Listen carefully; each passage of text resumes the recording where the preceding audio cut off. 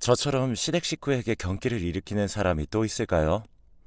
사실 이런 화제로 얘기하다 보면 한둘씩 모여가며 다들 자기네가 더 심하다고 말하다 보니 한도 끝도 없긴 하더라고요. 그건 그렇지만 그래도 제 경우는 보통 심한 게 아닌 것 같아요. 임신 중에 쌓인 게 평생을 간다는데 그게 꼭 남편에게만 국한된 건 아니더라고요. 저는 평생 시댁에 대해 잊지 못할 것 같아요. 우리 시부모님은 제가 결혼한 이래 얼마나 저를 들들 볶았는지 몰라요. 애가 왜 안 들어서냐, 어디 문제가 있는 거 아니냐 하면서 아주 험상궂은 말들을 반복하셨는데요. 솔직히 100번 양보해서 마음으로야 무슨 생각 못 하겠나 싶어요. 그런데 굳이 그걸 알게 할 필요는 없는 거잖아요. 매일 저를 불러다가 앉혀놓고서는 온갖 잡일거리를 다 시켜가며 그렇게 구박을 하는 겁니다. 당시 저희 시댁은 특이하게도 결혼한 시누이가 들어와서 같이 살고 있었어요. 왜냐하면 아주버님이 멀리 해외 출장을 가 계신 바람에 집이 오랫도록 비워져 있었는데요. 그런 상황이니 아주버님이 귀국할 때까지 2, 3년만이라도 들어와서 살자며 자기 친정으로 들어온 거죠. 혼자서 애 키우기 힘들잖아요. 아무래도 애가 셋이었으니 그건 이해가 갔어요. 그리고 기존에 살고 있던 집은 세를 주고 그렇게 생계에 조금이나마 보탬이 되려고 했던 모양이더군요. 일단 그것만으로도 집안이 복작복작해서 정신없어 죽겠는데 어머니와 신우는 툭하면 저를 그렇게 시댁으로 호출해서는 밥을 먹자는 둥 뭘 하자면서 자꾸 은근히 일손을 필요로 하더라고요. 저는 결혼 전에는 직장을 다니고 있었지만 결혼을 할 무렵부터 갑상선 수치가 좋지 않고 몸 상태가 많이 나쁘다고 해서 쉬게 되었어요. 상견례 때도 그런 말들을 나눴고 그럼 이미 며느리 몸 상태가 딱히 좋지 않다는 걸 다들 알고 있는 거잖아요. 그걸 알면서도 저를 불러다가 설거지를 시키고 나물 묻히고 뭐 하는데 와서 배우라는 둥 자꾸 호출하시는 거예요. 엄연히 저는 집에서 좀 쉬면서 기운을 차려야 하는 사람인데 말이죠. 게다가 시인우는 뭔데 자기가 옆에서 저더러 오라가라 하는 건지 제가 무슨 결혼을 남의 집 아들 잘 키우고 살려고 한 것도 아니고 뭘 자꾸 봐달라고 하는 건지 모르겠어요. 이건 며느리가 아니라 무슨 무급 가정부를 들인 것도 아니고 주말에 부르는 것도 모자라 주중에도 수요일이나 금요일엔 꼭 부르시더라고요. 이후로도 여전히 저는 가기 싫어서 이 핑계 대고 안 가고 저 핑계 대고 안 갔지만 신우와 어머니는 더 이상 제가 이렇게 빠지는 꼴을 볼 수 없었는지 나중엔 본인 아들을 매수해서는 꼭 같이 오게 하는 게 아니겠어요. 저는 시댁 갈 때마다 얼굴이 완전 굳은 채로 가고 그러면 꼭 제 얼굴을 보고 신우는 한마디씩 하더라고요. 아우 무슨 도살장 끌려왔어? 그렇게 인상 쓰고 있으면 우리 식구들은 너 무서워서 어떻게 밥을 먹으라고. 기분 좀 풀어 얼른. 기왕 어른들이 있는 곳 왔으면 어린 사람이 맞춰야지. 그게 뭐야? 우리 집 애들 보기도 창피하지 않아? 아유, 옳게 무서워서 다음부턴 오라고도 못하겠네. 다음엔 오지 마. 절대. 어? 이러면서 웃는 건지 비꼬는 건지 모르게 자꾸 살살 약을 올려대더라고요. 그 말에 남편은 더 반응하면서 인상을 팍 쓰면서 자기 누나가 아닌 저에게 성질을 내는 거 있죠. 유미야, 기분 좀 풀어. 어? 왜 그러는 거야? 너 맨날 우리 집 올 때마다 그런 표정으로 온 거야? 늘 우리 가족들의 눈치를 보게 하는 거냐고. 생각해보면 저도 참 바보 같은 게 이때쯤 결혼이고 뭐고 다 엎어버렸어야 하지 않았나 싶어요. 남편도 없이 혼자 시댁에 매주 2, 3일은 꼬박꼬박 갔던 자기 부인에게 잘 다녀오라고 고생했다는 말은 안 하고 그저 그걸 흐뭇해하고 당연한 줄 알고 있더라고요. 이후로 몇 번이나 남편이 가자고 했지만 그냥 누워서 못 들은 척하고 안 가기도 했고 남편이 그걸로 삐치거나 서운해해도 모른 척했어요. 나중에 신우한테 몇 번이나 연락이 와서는 안 와도 된다고 했다고 그걸 그대로 고지고대로 듣고 안 오는 사람이 어디 있냐고 면박을 주더라고요. 그래도 일단은 끝까지 무시했어요. 왜냐하면 가지 않을 때 해방감이 너무 컸거든요. 그래서 안 가고 있는 몇 달 동안 생각도 못했던 아기가 우리에게 찾아오게 되었어요. 아무래도 그간 제 몸이 안 좋기도 했지만 일단 마음 상태가 편안해서 그랬던 걸까요? 정확한 이유는 알 수 없지만 아무튼 이런 소식 자체는 너무 기뻤죠. 초기부터 무척 조심했고 제가 몇 번이나 남편을 말린 탓에 임신 안정기가 되어서 양가에 소식을 알릴 수 있었답니다. 일단 양쪽에서 다 기뻐하시긴 했는데 시댁에서는 성별부터 빨리 알아오라며 무슨 아기를 위한 안전검사 같은 내용들은 관심도 없는지 그것만 자꾸 성하시더라고요. 정말 그쪽 집안과 도저히 상종하고 싶지 않을 정도로 정 떨어지게 하는 말만 차고 넘쳤어요. 남편은 바보같이 또 그 내용들을 저에게 그대로 전달해 오는데 제가 너무 스트레스 받아서 그런 얘기 좀 하지 말라고 했습니다. 명준 씨, 어머니랑 형님이 하신 말들 좀 나한테 일일이 다 전하지 마. 자기도 나한테 그런 말 하면서 내가 기분이 좋을 거라고 생각하는 거야? 듣고 서로 기분 나쁠 얘기들을 왜 자꾸 그렇게 하는 거야? 듣고 뭐 나보고 행동을 고치던지 변하라고? 내가 왜 그렇게 해야 되는데? 그러자 남편도 나름 뭐가 쌓였던 건지 또 따지기 시작하더군요. 내가 뭐 너한테 대단한 얘기라도 했어? 그냥 우리 누나랑 엄마가 성별을 궁금해한다는 얘기잖아. 그런 얘기들도 못해. 손주랑 조카를 봐서 너무 기쁘고 좋아서 그런다는데 너 진짜 예민하고 별난 것 같아. 그러니 어른들이랑 어울리지도 못하고 맨날 자리를 피하기만 하지. 나도 이제 장인어른이랑 장모님한테 전화 오면 안 받을 거야. 진짜 기가 막히다 못해 코가 막힐 지경이더군요. 대체 어쩌라는 건지. 그래서 마음대로 하라고 했어요. 마음대로 해. 언제 우리 엄마랑 아빠가 당신한테 전화한 적 있어? 아니, 그러는 당신은 먼저 우리 집 사이가 되어가지고 안부 전화라도 한 적 있냐고. 나보고는 안부 전화 일주일에 한 번씩 안 한다면서 맨날 어머니랑 형님한테 전화가 그렇게 걸려왔는데 자기는 뭐 하는 거야? 우리 집에서 매일 당신한테 쪼아대는 가족이 누가 있는데? 뭐야? 쪼아댄다고? 말 다 했어 너 지금? 이쯤 되니까 신우랑 어머니가 딱히 이상한 게 아니었음을 너무 늦게 깨달았지 뭡니까? 그냥 이 집은 다 한통속이에요. 남편부터 시어머니, 신우, 그냥 가족이기에 다 이런 인간들이었을 뿐이더라고요. 그런데 제가 늦게 알았고 남편은 그 안에서 괜찮은 사람이며 내 편을 들어줄 사람으로 잘못 착각했던 거예요. 어머니랑 신우는 그냥 자기 동생이자 아들을 장가 보내놓고 걱정이 많아서 유난히다 못해 저렇게 사람을 미친 듯이 잡아대야 성이 풀리는 이상한 사람들이라고 생각했거든요. 남편은 이런 부분에서 중재를 잘 해주겠지. 나는 남편만 믿고 결혼했으니까 이렇게 생각했는데요. 결국 시집살이는 남편이 시키는 것이더라고요. 남편이 이런 식으로 생각이 꽉 차 있으니 시댁에서 저를 만만하게 보고 선을 마구 넘어대는 것 같았죠. 아무튼 저는 이런 상황을 더는 봐줄 수가 없어서 남편과 냉전 중에 들어갔고 성별이 나온 이유도 남편에게만 말했을 뿐 시댁에 따로 연락은 안 했어요. 남편도 제가 자기네 가족들과 전혀 연락 안 하는 모양새를 보고 포기했는지 본인이 직접 말을 했나 봐요. 하루는 집에 누워있는데 어머니께 전화가 온 거예요. 누워서 받다가 너무 스트레스가 받아서 그만 자리에서 일어났어요. 유미, 너 딸 가졌다며? 명준이한테 연락받았다. 너는 네가 입이 있으면 직접 찾아와서 말을 할 것이지. 그걸 꼭 남편을 통해서 전해야겠어? 이때부터도 뭔가 짜증나고 싫었는데 갈수록 말 같지도 않은 얘기만 거듭하시더라고요. 그리고 이 집에 와서 처음 애를 가졌으면 웬만하면 아들을 가졌어야지. 웬 딸이야 대체? 나보고 명준이 할머니나 어른들한테 어떻게 말을 하라고? 네가 좀 관리를 잘해서 노력을 했어야지. 아이고 여자가 되어서는 그놈의 씨 하나 제대로 못 골라서 냉큼 딸을 가져버리면 어떡하냐? 아유 잔말 말고 둘째는 꼭 아들 낳도록 해야 한다.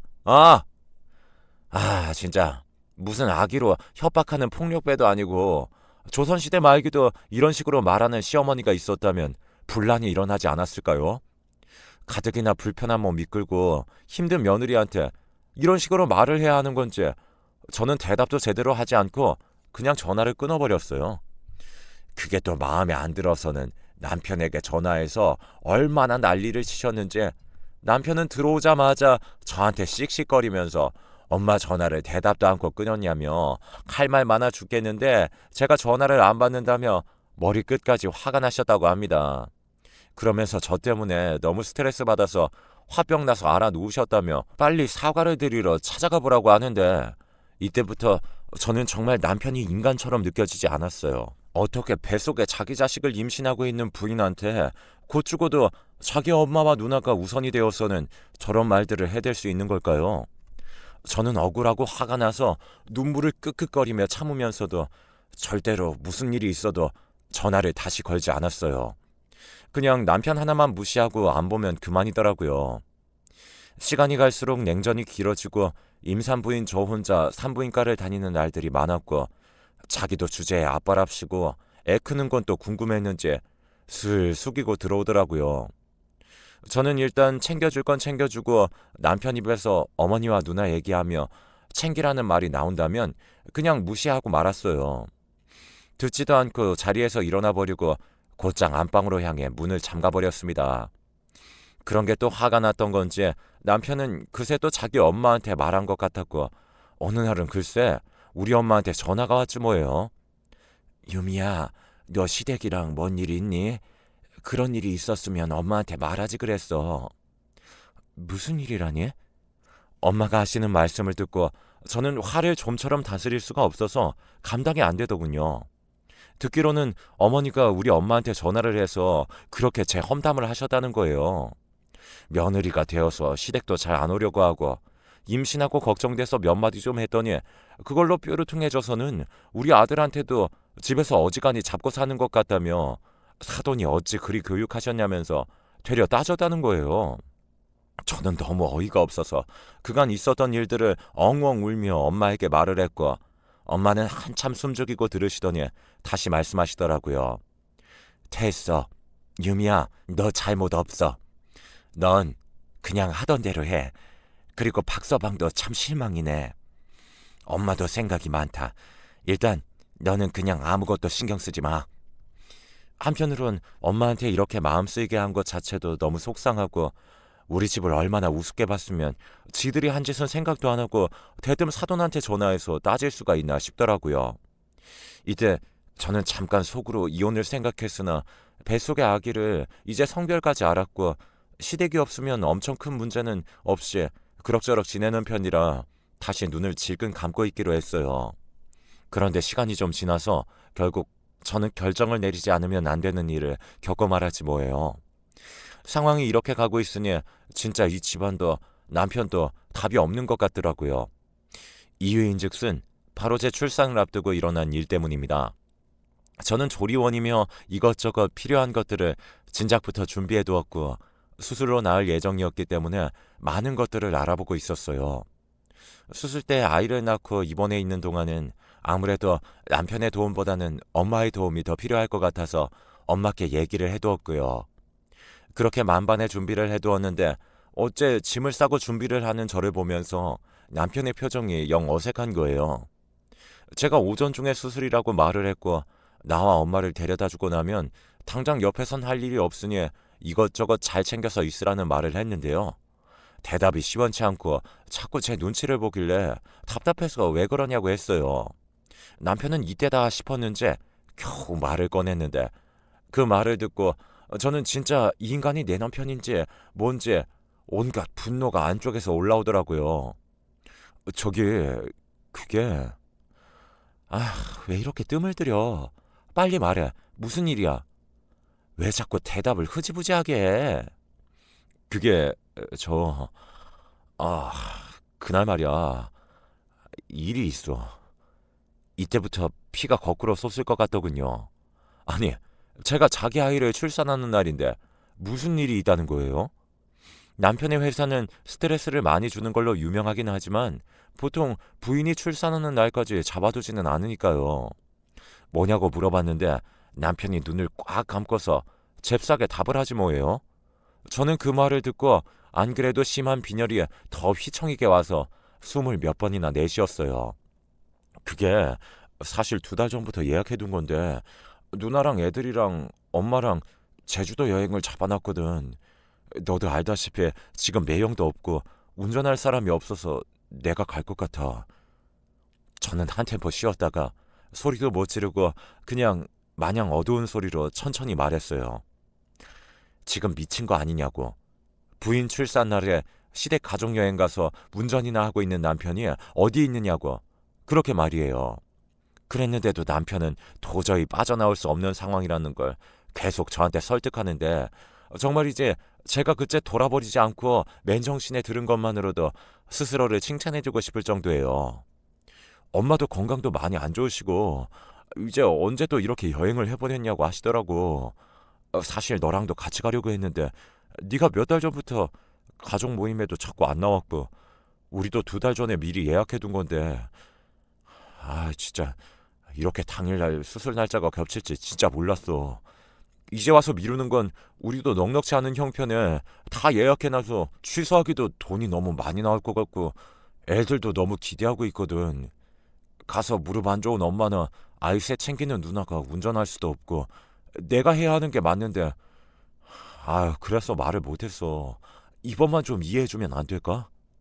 아니, 이번만? 이번만이라며 이런 말 하고 있는 입장에서 어디 감히 이번만? 이후에 2번째로 또 애를 낳은 일이 있을 거라고 겁도 없이 상상하는 걸까요? 누가 자기 애를 더 가져줄 거라고 생각하는 걸까요? 진짜 꿈도 어지간히 크다고 욕을 해주고 싶은데, 저는 이 얘기를 듣는 내내 너무 서럽고 진저리가 나서 그냥 이런 남편 따위 없는 게 낫겠다 싶더군요. 어차피 제가 수술하고 병원에 입원해 있는 동안 그 처리도 엄마가 해주실 거니 남편은 그때 그냥 집에 있으라고 하려고 했거든요. 그런데 제가 이렇게 결정해서 말을 해주는 것과 본인이 자기 임의대로 내 걱정은 전혀 하지도 않은 채 멋대로 결정해서 저한테 통보하는 건 전혀 다른 거잖아요. 저는 다 짜증나서 그래, 그렇게 하라고. 그럼 아침에 나랑 엄마랑 태우고 가라고 했더니 그것도 뭐라고 하는 줄 아세요? 유미야, 진짜 이번만 봐주면 안 될까? 아침 일찍 비행기라서 새벽까지 나가야 돼. 그냥 전날 장모님이 여기서 주무시고 같이 택시 타고 나가면 안 되나? 혹시 캐리어 무거우면 병원에 미리 전화해서 전날 캐리어 맡겨두는 건 되지 않아? 내가 전화 한번 해볼까? 이 순간 저는 그냥 눈을 지그시 감고 속으로 몇 번이나 이러면 안 된다고, 이 화가 다 애한테 간다고, 너는 이걸 무조건 건져야 한다며 계속 되뇌었어요. 겨우 숨을 들이쉬면서 참다 그냥 안방으로 들어와 바로 문을 잠가버렸고, 침대에 누워 서러움에 얼마나 울었는지 몰라요. 남편은 눈치를 보면서 문을 두드리며 미안하다고 했는데 그 말도 가증스러워서 귀를 막아버리게 되더군요. 이후로 몇 시간이나 지나 정신을 좀 차리고 엄마한테 전화해서 그날 남편이 사정이 있어서 그날 당일 자리를 못 지킨다고 말했어요.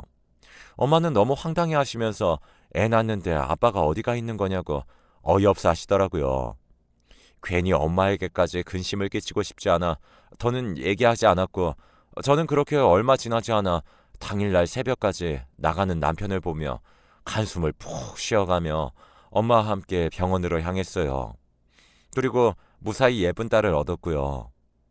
남편은 너무 꼴보기 싫었고 몇 번이나 전화가 걸려왔는데 받지 않았어요. 실제로 아파서 받을 정신도 없었고요. 나중에 우리 엄마께 전화를 해서 아무것도 모르는 엄마는 그냥 사진들을 몇 장씩 보내주셨더라고요. 그리고 제가 한창 입원해서 모유 수유 때문에 왔다 갔다 하고 엄마로부터 부축을 받고 있을 때쯤 겨우 주변에 연락을 돌리고 통화를 좀 할 수 있었어요. 태어난 아기도 너무 예뻤지만 마음이 너무 우울하고 지치더군요. 그래도 내색은 않으려고 했지만 몸도 덜 아물어서 뱃속 장기가 심히 아파오고 몇십 통씩 걸려와 있는 남편의 전화도 볼 때마다 기가 차고 눈물만 났습니다. 아기를 낳은 지 2째 날이 되었을 때 가급적 많은 생각을 안 하고 회복에만 집중하려던 차에 또 전화가 왔어요. 엄마가 너무 그러지 말고 박서방도 미안해서 전화하는 걸 텐데 받아보라고 하더군요. 저도 받아서 실컷 욕이나 해주자는 생각으로 받았는데 글쎄 남편의 목소리가 이상했어요. 왜 그래? 뭐야? 무슨 일 있어? 그게 여기 지금 사고가 났어. 사고라니? 진짜 너무 황당스럽더라고요. 갔으면 곱게 다니거나 할 것이지. 또 무슨 사고를 쳐다는 건지 계속 횡설수설하는 내용을 들어보니 정말 어이없는 상황이 그쪽에서 벌어져 있었어요.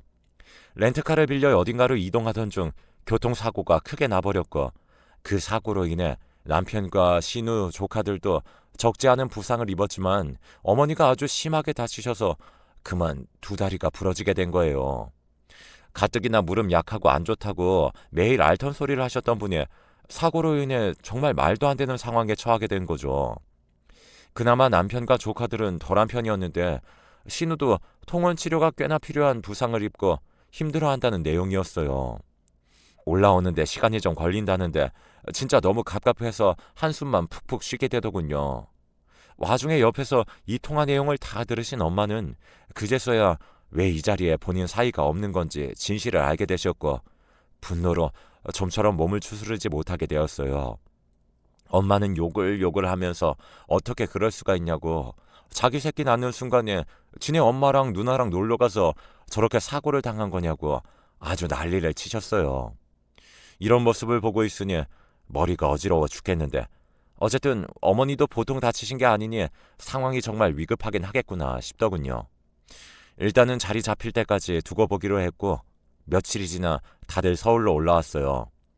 그리고 저는 제대로 퇴원해서 조리원으로 갔고 나중에 남편이 뒤늦게 와서 아기와 저를 봤고요.